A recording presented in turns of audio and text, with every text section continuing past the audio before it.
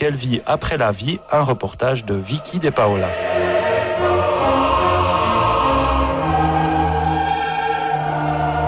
J'étais aspiré, c'est pas moi qui dirigeais le mouvement et je me suis retrouvé dans le néant. Non seulement c'était noir, mais il n'y avait même pas le noir, en fait, c'était le néant. Et là, c'est un état qui fait peur. Et puis, c'est un moment où on se dit, mais cette limite-là, c'est la limite d'exister. Parce qu'on ne peut plus conjuguer à ce moment-là le verbe être, comme on l'a toujours conjugué en tant qu'humain. Et c'est à ce moment-là qu'il y a un petit point lumineux qui est apparu. Comme s'il y avait une petite étoile là, et puis vu que c'est le seul point de repère, donc j'ai voulu m'y diriger, j'ai été aspiré aussi par cette lumière, et je me suis laissé aller, et c'était là le début du tunnel, jusqu'au moment où je suis arrivé dans cette lumière.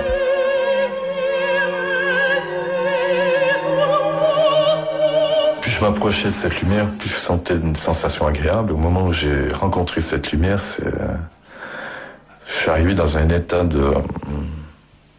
d'amour, enfin un amour pur. En fait, c'est la lumière qui a cet amour pur, hein, et en fait, je baignais. Enfin, je suis arrivé, j'ai commencé à baigner dans cet amour pur, et c'était un moment merveilleux. À un certain moment, cette lumière m'a dit: mais que viens-tu faire ici, Nicolas? Ton heure n'est encore pas venue.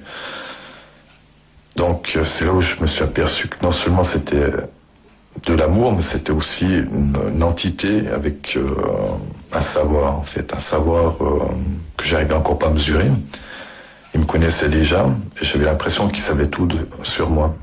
Et c'est un peu bizarre comme sensation, comme rencontre, hein. Mais je sentais toujours cet amour autour de moi, donc c'était un côté rassurant. Mais du fait qu'il me posait cette question, donc j'arrivais à imaginer qu'il avait vu ma vie et il savait pourquoi j'en étais là, hein.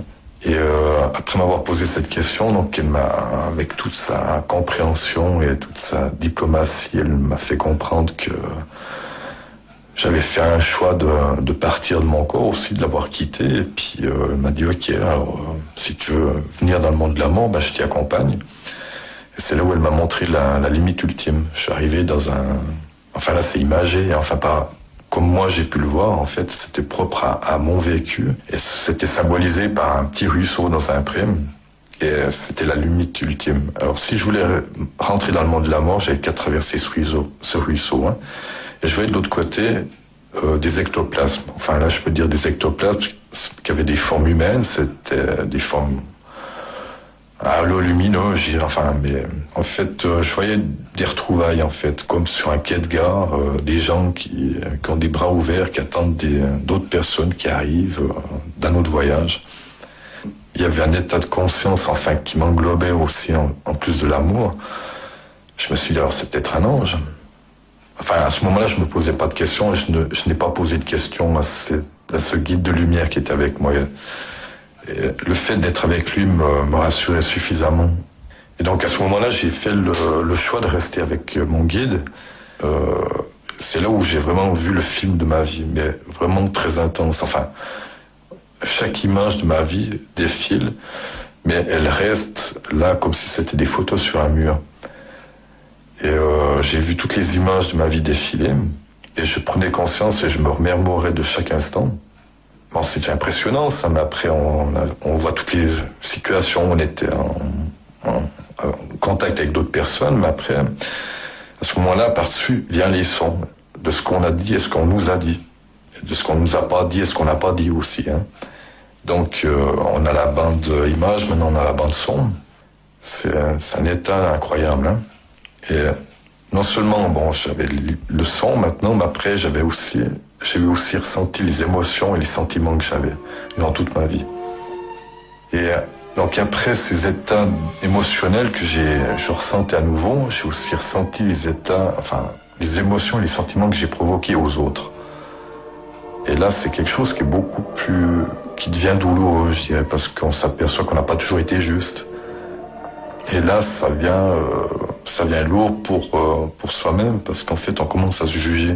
Bon, j'avais pas commis de crime, hein, mais imaginons quelqu'un qui commis un crime avec toutes les conséquences que ça peut avoir, il doit les vivre, ces conséquences, avec les répercussions que ça peut provoquer sur d'autres personnes, sur une famille, sur la descendance. Et je dirais, bon, après, on parle des fois de purgatoire, mais disons que on peut faire une analogie avec ça.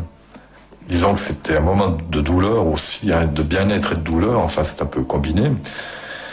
Et au bout d'un moment, j'ai demandé pardon. J'ai demandé pardon aux êtres à qui j'avais fait du mal, et je me suis aussi pardonné. Et c'est à ce moment-là que cette expérience de revue de vie s'est arrêtée. Et le guide de lumière est revenu à moi, il m'a rebaigné dans son amour, et puis là, je trouvais ça un peu bizarre, parce que je me jugeais mal, et lui ne me jugeait pas, mais continuait à m'aimer. Et ça, c'était je dirais peut-être un moment très fort, en fait, de cette expérience-là. Après cette étape, en fait, il m'a repris et il m'a ramené dans un autre état de conscience. Et là, je sais que à chaque étape, en fait, l'âme grandit en vibration, en énergie aussi. Et là, il m'a emmené dans la connaissance universelle. Là, j'ai commencé à me poser des questions, mais en fait, je suis où en fait, pourquoi je vis ça? Et au moment où je me posais ces questions, les réponses venaient. Quelles réponses alors vous avez trouvées? Alors les réponses, elles sont assez vastes en fait. Je sais que j'ai su, hein, mais je m'en rappelle plus, heureusement.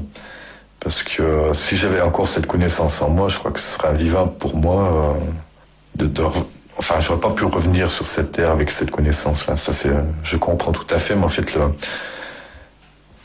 c'est pas un savoir d'humain qui a appris plein de choses. On est dans cette connaissance, c'est tout. Hein.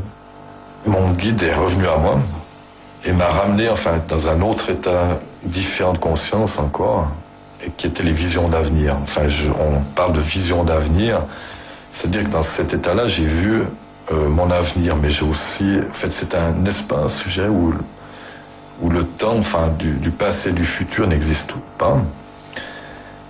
Et gentiment, je me suis posé des questions, et maintenant, qu'est-ce qui va se passer? Et puis, je me voyais à nouveau dans mon corps. Et j'ai vu qu'est-ce qui allait se passer une semaine après, un mois après. Mais je voyais aussi ce qui se passait avant. Bon, ma revue de vie, je venais de la voir, mais j'ai aussi vu avant ma naissance, mais aussi avant ma conception. Je me suis vu en tant qu'âme qui attend une incarnation et puis qui fait un choix par rapport à différentes familles. En connaissance de cause, c'est-à-dire qu'on voit aussi l'arbre généalogique, on comprend dans quelle famille on va arriver, aussi dans quelle région. Et je pense que c'est aussi un choix qu'on fait en tant qu'âme pour pouvoir permettre une évolution de son âme. Hein. Et une fois que j'ai suffisamment compris ce qu'allait être mon futur, mon guide de lumière est revenu à moi et m'a demandé, alors maintenant, qu'est-ce que tu veux faire? Alors là, j'ai vraiment fait le choix en pleine conscience de revenir sur Terre parce que j'avais une vie à accomplir qui n'était pas terminée. Et puis là, il m'a dit que j'avais fait un très bon choix. Et je l'ai retrouvé à l'hôpital sans effort, en fait. J'étais guidé. J'ai retraversé les murs, les plafonds et j'ai retrouvé mon corps exactement où je l'avais laissé. Je suis entré par la tête et en l'espace une fraction de seconde, j'ai refait un souffle. Je me suis retrouvé en tant que corps, âme et esprit réunis à nouveau. Est-ce que vous regrettez parfois d'être revenu dans votre corps? Non, parce que j'ai fait le choix pleinement. L'envie d'y retourner, oui, mais disons qu'elle viendra au moment voulu. Hein, je suis pas pressé. De toute façon, je sais qu'on va y retourner, mais disons que l'envie que j'ai actuellement, c'est de vivre ma vie pleinement. Et avec ce vécu-là, de cette expérience, je sens que je dois la porter. Enfin, on est des millions à avoir vécu ça. Hein, faut pas se le cacher non plus, mais d'arriver à le transmettre au mieux à l'humanité, enfin, pour amener peut-être un mieux-être. Alors là, c'est tout un travail, je dirais. Je crois pas que je peux faire ça tout seul, en fait.